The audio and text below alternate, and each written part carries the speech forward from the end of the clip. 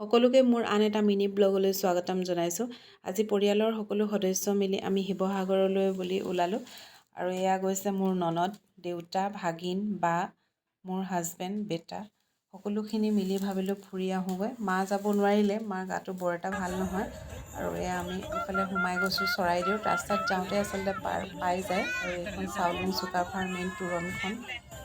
ভাবিলোঁ বেটাকো দেখাই দিওঁ। এয়া লিখা আছে আই লাভ চৰাইদেউ। কি ধুনীয়াকৈ লিখা আছে চাওকচোন, দেখিয়ে ভাল লাগি গৈছে। আৰু এইফালে টিকট কৰিব লাগিব।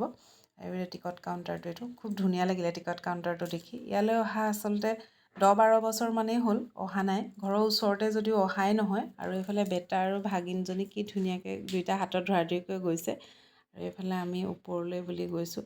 আৰু এইফালে মৈদামবিলাকলৈ যাব পাৰি, মৈদাম চাবৰ কাৰণে। আৰু এইবিলাক সৰু ডাঙৰ মৈদাম। আৰু ইয়াৰ পিছত আমি আহিলোঁ শিৱসাগৰৰ ৰংঘৰলৈ বুলি।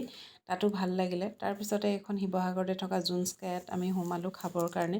যিসকল শিৱসাগৰৰ তেওঁলোকে নিশ্চয় গম পায় এইখনৰ কথা। খুব ধুনীয়া লাগে তাৰ পৰিৱেশটো। আগতো আহিছোঁ আৰু আজিও ভাবিলোঁ সকলোৱে মিলি তাতে ভালকৈ খাই যাওঁ এসাঁজ। আৰু এইফালে চাওকচোন কি সুন্দৰ পৰিৱেশ। মাইণ্ডটো একদম ফ্ৰেছ লাগি যায়। খুব ধুনীয়াকৈ বনাইছে এইখন আচলতে।